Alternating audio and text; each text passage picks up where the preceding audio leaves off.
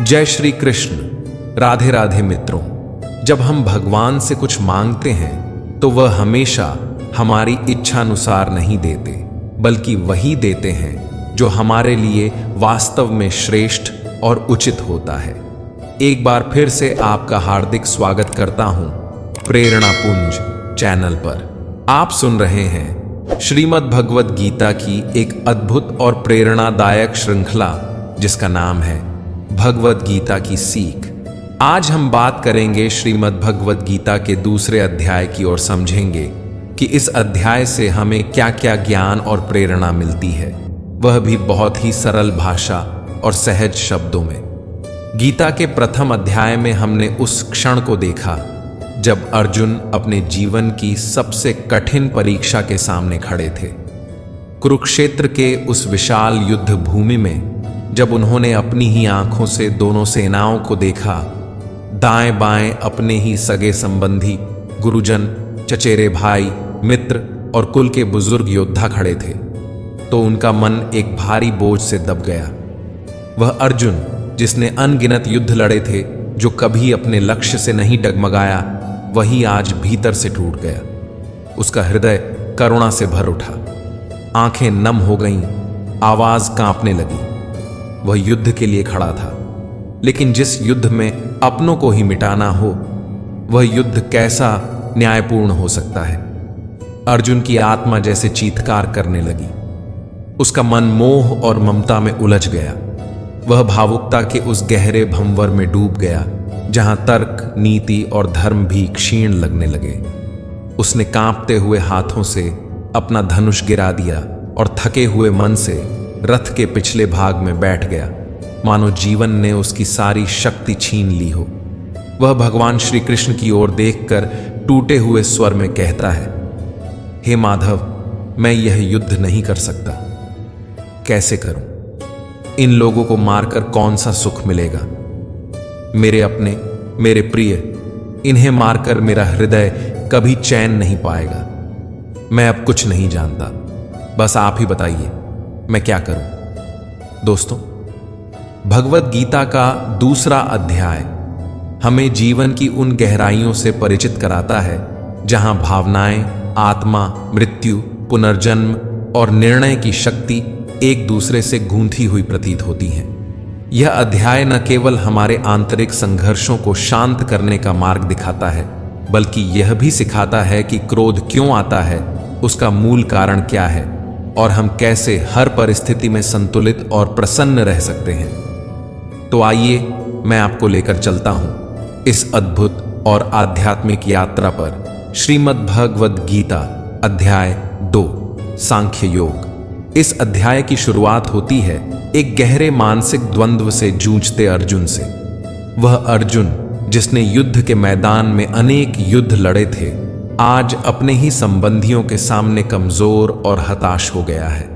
उसका मन दुख और मोह से भर उठा है। उसकी आंखों के सामने खड़े हैं भीष्म पितामह, जिनके चरणों में उसने बचपन बिताया है, गुरु द्रोणाचार्य, जिनसे धनुष बाण चलाना सीखा है, कृपाचार्य, जो सदैव मार्गदर्शक रहे हैं। इन सबको सामने देखकर अर्जुन का दिल भर आया। वह सोचने लगा, क्या मैं इन पूजनीय जनों पर बाण चला सकता हूं? क्या यह धर्म है? क्या अपनों को मारकर कोई सुखी हो सकता है? उसका मन विचलित हो गया। वह युद्ध भूमि में खड़ा होकर कांपता हुआ, आत्मग्लानि में डूबा, धनुष छोड़ देता है। कहता है, हे माधव, मैं युद्ध नहीं कर सकता। लेकिन मित्रों, अगर हम इस परिस्थिति को गहराई से देखें तो अर्जुन को वास्तव में कौरवों को मारने से कोई आपत्ति नहीं थी।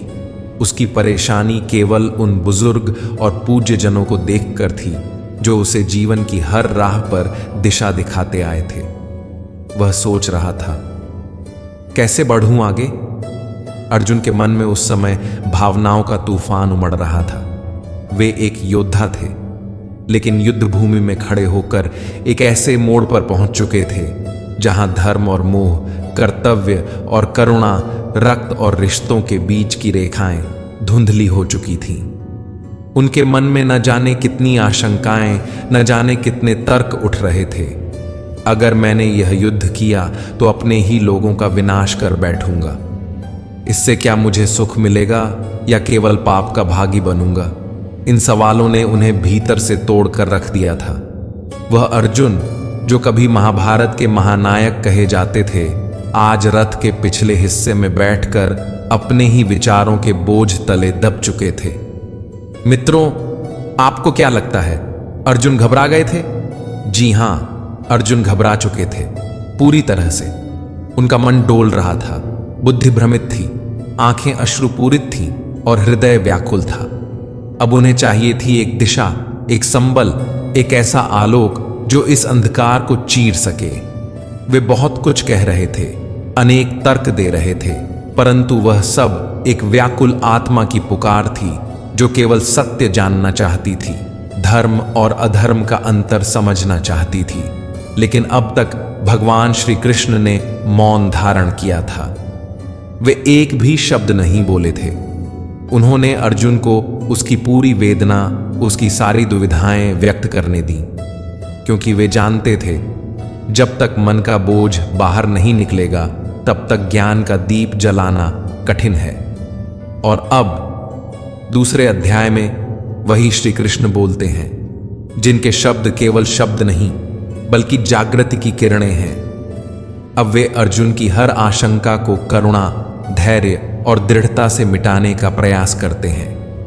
वे अर्जुन को समझाते हैं कि क्या सत्य है और क्या असत्य, क्या शाश्वत है और क्या केवल एक भ्रम।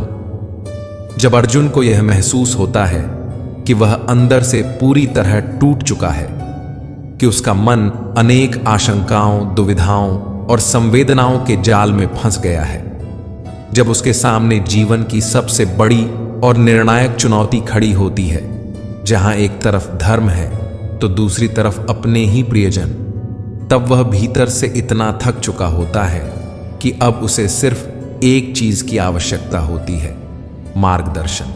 वह अर्जुन जो अभी तक अपने विचारों और तर्कों के बल पर युद्ध से पीछे हटने के लिए कारण ढूंढ रहा था, अब नम्रता से सिर झुकाकर भगवान श्री कृष्ण से कहता है, शिष्यस्तेहम शाधीमान् त्वां प्रपन्नम। हे कृष्ण, अब मैं आपका शिष्य हूं, आपकी शरण में आया हूं, कृपया मुझे उपदेश दें। मित्रों, यह कोई साधारण वाक्य नहीं था, बल्कि एक योद्धा का पूर्ण आत्मसमर्पण था। अर्जुन ने अपने सारे अहंकार, सारे ज्ञान, सारे भ्रम, सारे तर्क, सब कुछ छोड़ दिया और पूर्ण विश्वास के साथ श्री कृष्ण के चरणों में झुक गया।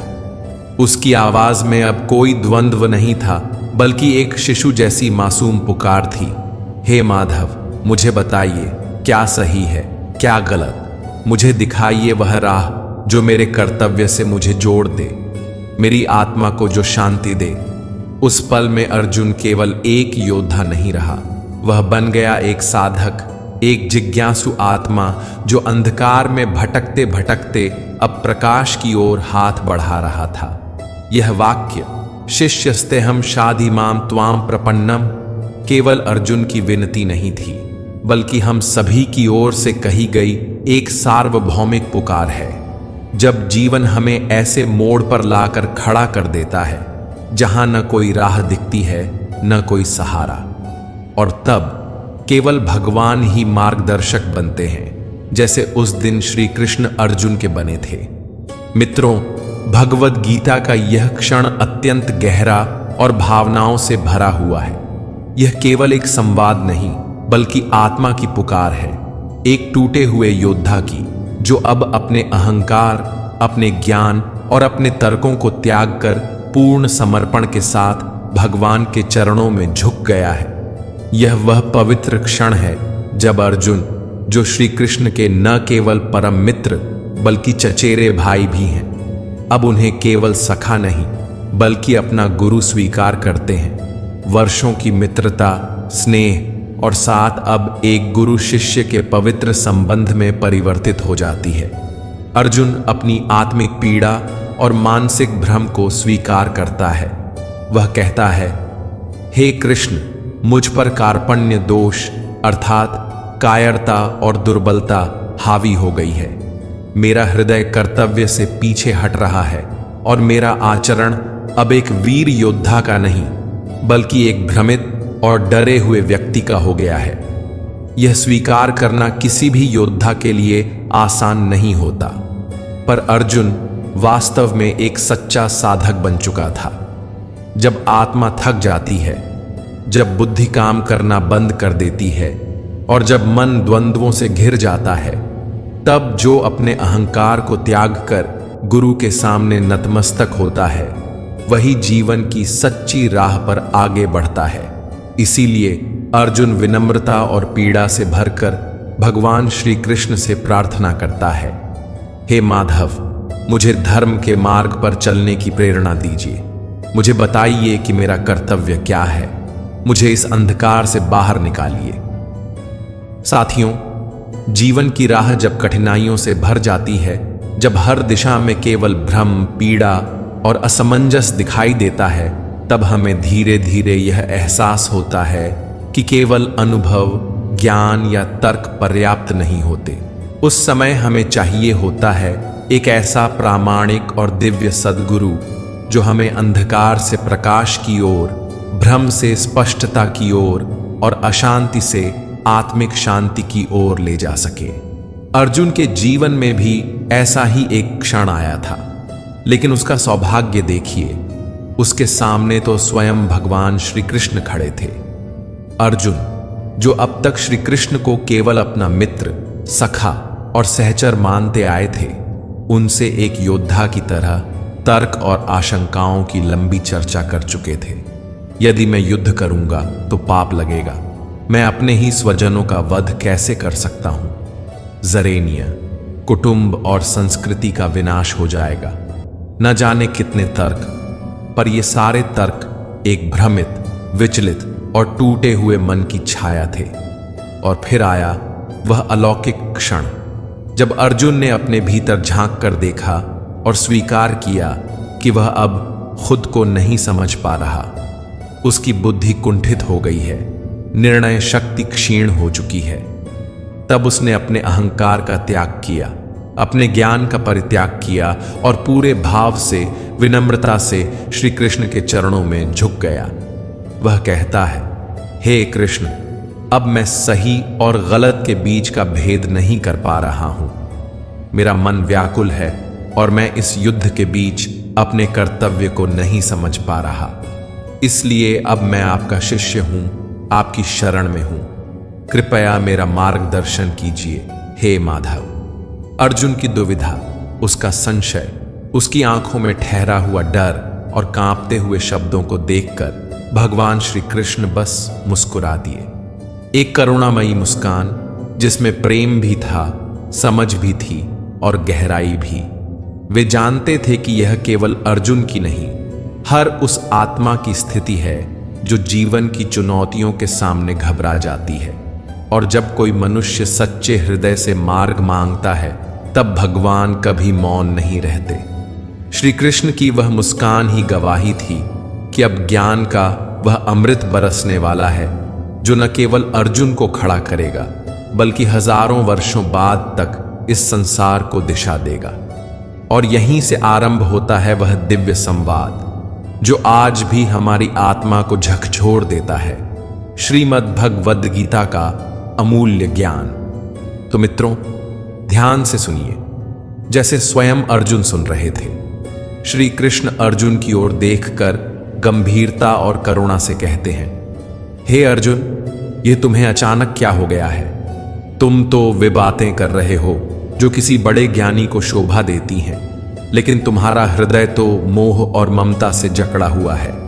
तुम जीवन और मृत्यु की चिंता में पड़े हो, लेकिन सच्चा ज्ञानी न तो मरने वालों का शोक करता है और न ही वह उन लोगों के लिए रोता है जो मर चुके हैं, क्योंकि वह जानता है आत्मा अमर है, अविनाशी है।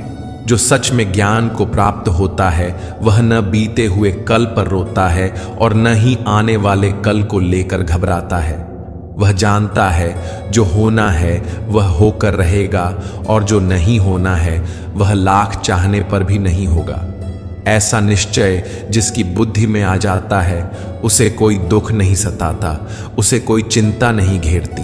तुम जैसे योद्धा को किसी दूसरे की मृत्यु को लेकर डरना नहीं चाहिए। और वैसे भी तुम्हें क्या लगता है, क्या ये लोग तुम्हारे मारने से मर जाएंगे? क्या केवल तुम ही इन्हें मारोगे? नहीं अर्जुन, इन सबका भी एक अतीत था, पिछला जन्म था और भविष्य में एक और जन्म भी होगा। इसलिए जैसा तुम सोचकर दुखी हो रहे हो वह ज्ञान अधूरा है। और रही बात मृत्यु के पाप की, तो यह समझ लो, इनको मारने वाले तुम नहीं बल्कि मैं स्वयं हूं। तुम्हारे हाथ में कुछ नहीं है, तुम चाहकर भी कुछ नियंत्रित नहीं कर सकते। जीवन और मृत्यु यह तो प्रकृति की नियति है। तुम तो केवल उनके मरने का एक कारण हो, एक निमित्त मात्र हो। और ये सभी लोग मरने के बाद मेरे ही पास आएंगे, क्योंकि ये शरीर नहीं आत्माएं हैं। आत्मा को कभी नष्ट नहीं किया जा सकता। आत्मा तो अगले जन्म के लिए इस शरीर को उसी तरह त्याग देती है जैसे तुम पुराने वस्त्र उतारकर नए वस्त्र धारण करते हो। आत्मा न तो मरती है न ही मारी जा सकती है। श्री कृष्ण अर्जुन की आंखों में झांकते हुए शांत और गूढ़ स्वर में कहते हैं, हे अर्जुन, जिस आत्मा को लेकर तुम इतने दुखी हो रहे हो उसे कोई भी अस्त्र शस्त्र काट नहीं सकता, अग्नि उसे जला नहीं सकती, जल उसे भिगो नहीं सकता और वायु भी उसे सुखा नहीं सकती। आत्मा अजर, अमर और अविनाशी है। न इसका कोई जन्म है न मृत्यु। यह आत्मा सदा से है और सदा रहेगी। केवल शरीर बदलते हैं। जैसे कोई पुराने वस्त्र त्याग कर नए वस्त्र धारण करता है, वैसे ही आत्मा भी एक शरीर को छोड़कर दूसरा धारण करती है। यही प्रकृति का सनातन चक्र है, जन्म और मृत्यु का एक सतत प्रवाह जो कभी रुकता नहीं। श्री कृष्ण आगे कहते हैं, हे अर्जुन, यह मत सोचो कि तुम किसी को मार रहे हो। जिसे तुम मृत्यु समझ रहे हो वह केवल देह का अंत है, आत्मा का नहीं। और याद रखो, जीवन देने वाला भी मैं हूं और प्राण हरने वाला भी मैं ही हूं। इस समूची सृष्टि में कुछ भी मेरी इच्छा और व्यवस्था के बिना नहीं होता। अब तुम ही बताओ, क्या तुम किसी मृत व्यक्ति को जीवित कर सकते हो? यदि नहीं, तो फिर तुम किसी जीवित को भी मार नहीं सकते, क्योंकि जीवन और मृत्यु दोनों ही मेरे ही अधीन हैं। श्री कृष्ण की वाणी गंभीर होती चली जाती है। तुम जिनके सामने खड़े हो, भीष्म, द्रोण, कर्ण, इन सभी की मृत्यु मैंने पहले ही तय कर दी है। उनकी जीवन लीला का अंत मैं लिख चुका हूं और इस कार्य को पूरा करने का माध्यम मैंने तुम्हें चुना है। तुम केवल निमित्त हो, वास्तविक कर्ता तो मैं ही हूं। श्री कृष्ण ने गहराई से अर्जुन की ओर देखा। उनकी आंखों में करुणा भी थी और एक वीर को जगाने की प्रबल आग भी। वे बोले, हे अर्जुन, जब यह सृष्टि अपनी गति से, अपने नियमों से चल रही है, जब जीवन और मृत्यु, जन्म और परिवर्तन प्रकृति के चक्र का हिस्सा है, तो तुम क्यों स्वयं को इन सब का जिम्मेदार मानते हो? तुम केवल निमित्त हो, इस ईश्वरीय योजना का एक माध्यम मात्र। हे पार्थ, तुम एक क्षत्रिय हो। तुम्हारा धर्म, तुम्हारा कर्म ही धर्म युद्ध करना है। यह युद्ध केवल एक संघर्ष नहीं, यह धर्म की रक्षा का अवसर है। और वह क्षत्रिय जो जीवन में ऐसा अवसर पाता है वह केवल सौभाग्यशाली नहीं बल्कि धन्य होता है। यह तुम्हारा कर्तव्य है। और यदि तुम इस युद्ध से पीछे हटते हो तो इसका अर्थ केवल इतना नहीं होगा कि तुमने युद्ध नहीं किया। इसका अर्थ होगा कि तुमने अपने जीवन का उद्देश्य ही त्याग दिया। हे अर्जुन, तब तुम्हारे नाम के साथ कलंक जुड़ जाएगा। और जान लो, एक योद्धा के लिए कलंक मृत्यु से भी अधिक कष्टदायक होता है। लोग तुम्हारे पराक्रम को नहीं, तुम्हारे पीठ दिखाने को याद रखेंगे। वे कहेंगे कि अर्जुन युद्ध से डर गया, अर्जुन अपने कर्तव्य से भाग गया। वे आगे कहते हैं, यह युद्ध अपनों और परायों का नहीं है, यह धर्म और अधर्म का युद्ध है। यह सत्य और असत्य की टक्कर है। तुम जिन्हें अपना कहकर मोह कर रहे हो, यदि वे अधर्म के पक्ष में हैं, तो तुम्हारा धर्म यही कहता है कि तुम उन्हें भी युद्ध भूमि में चुनौती दो, क्योंकि जो अधर्म के साथ खड़ा हो उसके विरुद्ध खड़े होना ही सच्चे क्षत्रिय का धर्म है। इसलिए हे अर्जुन, इस मोह को त्यागो, इस व्यर्थ के भावनात्मक बोझ को उतार फेंको, क्योंकि यह क्षण तुम्हें धर्म के मार्ग पर चलकर मोक्ष और मुक्ति की ओर ले जा सकता है। यदि तुम पीछे हटे तो केवल यह युद्ध ही नहीं हारेगा, तुम स्वयं को हार जाओगे, और तब यह संसार तुम्हारी वीरता नहीं, तुम्हारी कायरता की चर्चा करेगा। श्री कृष्ण की वाणी में अब करुणा नहीं, जागृति की ज्वाला थी। वह मित्र को नहीं, अब एक वीर योद्धा को पुकार रहे थे, उस अर्जुन को जो भ्रम और मोह में घिरकर अपनी ही पहचान भूल चुका था। हे अर्जुन, वे बोले, अगर आज तुम इस युद्ध भूमि से पीछे हटते हो तो याद रखना, सारा संसार तुम्हें कायर, नपुंसक और डरपोक कहेगा। वे लोग जो कभी तुम्हारे पराक्रम की सराहना करते थे, जिनकी आंखों में तुम्हारे लिए सम्मान था, वही लोग तुम्हारा उपहास करेंगे, तुम्हारी वीरता पर प्रश्न उठाएंगे। उनकी बातों से तुम्हारे हृदय को जो पीड़ा होगी वह किसी भी मृत्यु से अधिक गहरी होगी। इसलिए हे पार्थ, अब सुख दुख, लाभ हानि, जय पराजय, इन सब को छोड़ दो। अपने विचारों को स्थिर करो, अपने मन को धर्म के लिए अडिग बनाओ और वीरता के साथ धनुष उठाओ। यह युद्ध ही तुम्हारा मार्ग है, और इस मार्ग पर चलकर या तो तुम युद्ध में वीर गति को प्राप्त कर मेरे चरणों में आओगे, या फिर विजयी होकर इस धरती पर धर्म की स्थापना करोगे और यश की प्राप्ति करोगे। दोनों ही स्थितियां तुम्हारे लिए कल्याणकारी हैं। और फिर श्री कृष्ण अर्जुन को उस महान सूत्र की ओर ले जाते हैं जो युगों युगों से हर साधक, हर कर्मयोगी के जीवन का आधार रहा है। वे कहते हैं, कर्मण्येवाधिकारस्ते मां फलेषु कदाचन, मां कर्म फल हेतुर्भूर्मा ते संगोस्त्व कर्मणि। अर्थात हे अर्जुन, तुम्हारा अधिकार केवल कर्म करने में है, परंतु उस कर्म के फल पर तुम्हारा कोई अधिकार नहीं है। तुम कर्म को फल के लिए मत करो और न ही कर्म न करने में आसक्त हो जाओ। तुम कर्म करने से पहले ही उसके परिणामों को लेकर डर रहे हो, घबरा रहे हो, लेकिन यह मत भूलो, फल देने वाला मैं हूं। तुम्हारा कर्तव्य है केवल कर्म करना, निष्काम भाव से, बिना मोह, बिना आशा, बिना भय के। और जब तुम ऐसा करोगे तब मैं स्वयं तुम्हारे हर कर्म को धर्म में बदल दूंगा। तुम अपना काम करो अर्जुन, मैं अपना कार्य कभी नहीं टालता। तुम्हारा एक एक कदम यदि वह धर्म के लिए है तो मैं उसे स्वयं संवार दूंगा। श्री कृष्ण की गूढ़ और गहन बातों को सुनकर अर्जुन का मन कुछ क्षणों के लिए शांत हुआ, लेकिन भीतर अब भी एक हलचल बाकी थी, एक प्रश्न जो उसकी आत्मा को कचोट रहा था। वह श्री कृष्ण की ओर देखा। उसकी आंखों में अब डर या मोह नहीं था, बल्कि जिज्ञासा और सीखने की विनम्रता थी।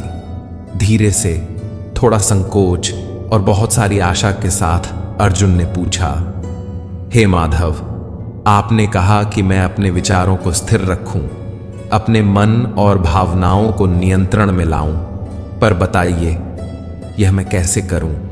श्री कृष्ण ने अर्जुन के भीतर उठते इस सुंदर और गहरे प्रश्न को अत्यंत प्रेम और गंभीरता से सुना। उनके चेहरे पर एक सौम्य मुस्कान थी, जैसे एक सच्चा गुरु अपने जिज्ञासु शिष्य की अंतरात्मा को पढ़ रहा हो।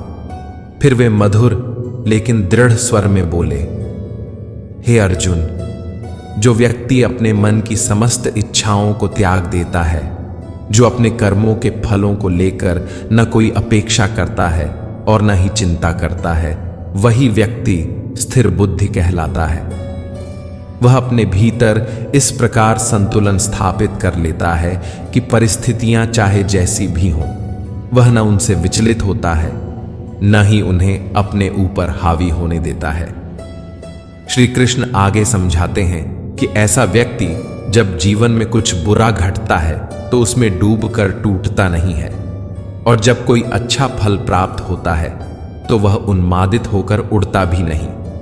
वह भीतर से सम पर रहता है, शांत, स्थिर और पूर्ण। जिसने भय, मोह और क्रोध को अपने मन से बाहर निकाल फेंका है, जो शुभ और अशुभ, लाभ और हानि, सम्मान और अपमान जैसे द्वंद्वों से ऊपर उठ चुका है, जो अपनी इच्छाओं को वश में कर चुका है, वही वास्तव में स्थिर बुद्धि कहलाने योग्य होता है। श्री कृष्ण अर्जुन को अत्यंत कोमलता और गहराई से समझाते हैं। हे पार्थ, जिस प्रकार एक कछुआ अपने अंगों को समेटकर स्वयं में स्थित हो जाता है, उसी प्रकार वह व्यक्ति जो अपनी इंद्रियों और इच्छाओं को नियंत्रण में रखता है, उसकी बुद्धि स्थिर और अचल हो जाती है। वह बाहरी आकर्षणों में उलझने के बजाय अपने भीतर के प्रकाश में स्थित होता है। श्री कृष्ण फिर अर्जुन को बड़ी संवेदनशीलता से बताते हैं कि जब कोई व्यक्ति बार बार किसी इच्छा के बारे में सोचता है तो वह उसे प्रिय लगने लगती है, और जैसे जैसे वह इच्छा गहराती है, मन उसे प्राप्त करने के लिए लालायित हो उठता है। यही लालसा आगे चलकर व्यक्ति को बेचैन करती है, और यदि उस इच्छा की पूर्ति में कोई रुकावट आ जाए तो वह लालसा क्रोध में बदल जाती है। श्री कृष्ण कहते हैं, क्रोध वह अग्नि है जो सबसे पहले हमारे विवेक को जला देती है। जब मनुष्य क्रोध के वश में आ जाता है तो वह अपने कर्म, धर्म और मर्यादा सब कुछ भूल जाता है। उसका विवेक नष्ट हो जाता है और वह स्वयं अपनी स्थिति से नीचे गिर जाता है। इस गहराई में छिपा संदेश केवल अर्जुन के लिए नहीं था, यह उन सभी के लिए था जो इच्छाओं और भावनाओं के तूफान में बह जाते हैं और अपने भीतर की स्थिरता खो बैठते हैं। श्री कृष्ण आगे कहते हैं, परंतु जो व्यक्ति अपनी इच्छाओं को वश में कर लेता है, जो उनका सेवक नहीं बनता, वह भीतर से शुद्ध हो जाता है। जब उसके अंतर्मन से द्वंद्व और अशांति मिट जाती है, तब उसका सारा दुख समाप्त हो जाता है, और जब वह दुखों के कारणों से मुक्त हो जाता है, तब उसकी बुद्धि स्थिर हो जाती है। वे अर्जुन को समझाते हुए कहते हैं, हे पार्थ, वह मनुष्य जो अपनी इच्छाओं और कामनाओं से मुक्त नहीं हो पाता, वह कभी भी शांति को नहीं प्राप्त कर सकता। और सोचो, जब भीतर शांति ही नहीं होगी तो वह जीवन में सच्चा सुख कैसे पाएगा। उसका मन सदैव भटका रहेगा, वह भीतर ही भीतर अशांत रहेगा, व्याकुल रहेगा। फिर श्री कृष्ण एक सुंदर उपमा देते हैं। ऐसा व्यक्ति उस नाव के समान होता है जो कभी इधर कभी उधर अपनी इच्छाओं की तेज हवाओं से इधर उधर बहती रहती है। उसके जीवन की कोई दिशा नहीं होती, कोई स्थिरता नहीं होती। वह हर समय अपने मन की लहरों में उलझा रहता है, कहीं कुछ पाने की लालसा, कहीं खो देने का डर, और इस द्वंद्व में वह स्वयं को खो देता है। परंतु वह व्यक्ति जो अपनी इच्छाओं को वश में कर लेता है, जिसकी बुद्धि स्थिर हो जाती है, वह उस गहरे शांत समुद्र के समान होता है, जिसमें चाहे कितनी ही नदियां आकर मिलें, वह कभी उफनता नहीं, डोलता नहीं। वह हर स्थिति में संतुलित रहता है, स्थिर रहता है। श्री कृष्ण अंत में कहते हैं, हे अर्जुन, ऐसा ही स्थिर बुद्धि प्राणी जो न कामनाओं में बहता है, न क्रोध में जलता है, वह मृत्यु के बाद मेरी ही शरण में आता है। वही मुझे प्राप्त करता है, वही मोक्ष को प्राप्त करता है। क्योंकि जब मन शांत होता है, तब आत्मा परमात्मा से मिलती है। मित्रों, जीवन की सबसे गहरी सच्चाइयों में से एक है मृत्यु। और शायद हम में से अधिकांश ने कभी न कभी किसी प्रियजन को खोने का दर्द सहा है, और जो अब तक इस पीड़ा से नहीं गुजरे हैं, उन्हें भी यह समझना चाहिए कि एक न एक दिन जीवन में ऐसा क्षण अवश्य आएगा जब हम किसी बहुत अपने को खो देंगे या फिर स्वयं इस संसार को छोड़ देंगे। यह एक कठोर सच्चाई है, लेकिन इसमें उदासी में डूबने की आवश्यकता नहीं है, क्योंकि स्वयं भगवान श्री कृष्ण ने हमें यह दिव्य ज्ञान दिया है कि हम न तो अपने जन्म से पहले थे न मृत्यु के बाद रहेंगे, परंतु फिर भी हम पूर्ण रूप से समाप्त नहीं होते। हम आत्मा रूप में इस ब्रह्मांड में सदा किसी न किसी रूप में विद्यमान रहते हैं। तो जब हमारी आत्मा अमर है, जब यह नष्ट नहीं होती, तो फिर मृत्यु से डरना कैसा? मृत्यु कोई अंत नहीं, बल्कि एक परिवर्तन है, एक द्वार है, या तो पुनर्जन्म का या फिर उस परमात्मा में लीन हो जाने का जिससे हम उत्पन्न हुए हैं। और जब अंत में हम सब की आत्माएं उसी एक दिव्य स्रोत में लौट जाती हैं, तो फिर हमें इतना भावुक और भयभीत क्यों होना चाहिए? श्री कृष्ण कहते हैं, हम यह शरीर नहीं हैं, यह तो एक अस्थाई वस्त्र है जिसे आत्मा कुछ समय के लिए धारण करती है। हम आत्मा हैं, शुद्ध, शाश्वत, अमर, और वह आत्मा परमात्मा का ही अंश है। जब हमारी सच्ची पहचान ही ईश्वर से जुड़ी है, जब हमारे भीतर वह दिव्य चिंगारी है, तो फिर क्यों ना हम इसी जीवन में उस परमात्मा से मिलने का प्रयास करें। ये संसार, ये संबंध, ये मोह सब माया है। ये केवल एक नाटक है, एक लीला है जिसे परमात्मा ने रचा है। दोस्तों, अर्जुन भी उस क्षण गहरे मोह और भावनात्मक भ्रम में फंसे हुए थे। उनका मन अपनों के प्रति प्रेम, संबंधों और संवेदनाओं से इतना भर गया था कि वे यह समझ ही नहीं पा रहे थे कि उन्हें क्या करना चाहिए। जब भी हम जीवन में कोई बड़ा निर्णय लेने लगते हैं, तब ठीक ऐसी ही स्थिति हमारे साथ भी होती है। एक ओर हमारा मोह, लगाव, रिश्ते और भावनाएं होती हैं, और दूसरी ओर हमारा कर्तव्य, हमारा लक्ष्य और जीवन का सत्य मार्ग। श्री कृष्ण हमें यही सिखाते हैं कि जब निर्णय लेने का समय आता है, तो हमें यह स्पष्ट रूप से देखना होता है कि कहीं हमारा मोह ही तो हमें अपने धर्म और कर्तव्य से भटका नहीं रहा। यही मोह हमें उस रास्ते से दूर करता है जो वास्तव में हमें हमारी मंजिल तक ले जा सकता है। उदाहरण के तौर पर मान लीजिए कि आपको घर से दूर किसी दूसरे शहर में पढ़ाई के लिए जाना है, या अपने सपनों को पूरा करने के लिए परिवार से दूर जाना पड़ रहा है। ऐसे समय में आपके मन में भावनाएं उमड़ेंगी। माँ बाप का स्नेह, घर की यादें, वह सुरक्षा का भाव, यह सब मोह की डोर बनकर आपको रोकना चाहेगा। पर क्या आप जानते हैं, अगर आप इन डोरों को नहीं काटते तो आप कभी उड़ नहीं पाएंगे। ठीक यही अर्जुन की भी स्थिति थी। उसके मोह ने उसके कर्तव्य को धुंधला कर दिया था। वह धर्म और अधर्म के बीच फर्क नहीं कर पा रहा था, क्योंकि उसका दिल अपनों के लिए रो रहा था। मित्रों, हर निर्णय में, हर मोड़ पर हमें यह पहचानना बहुत जरूरी होता है कि हमें क्या छोड़ना होगा और क्या थामना होगा। सफलता और आत्मिक संतुलन तभी मिलते हैं जब हम मोह से ऊपर उठकर यह समझ पाते हैं कि हमारा सच्चा कर्तव्य क्या है और उसके लिए कौन सा त्याग आवश्यक है।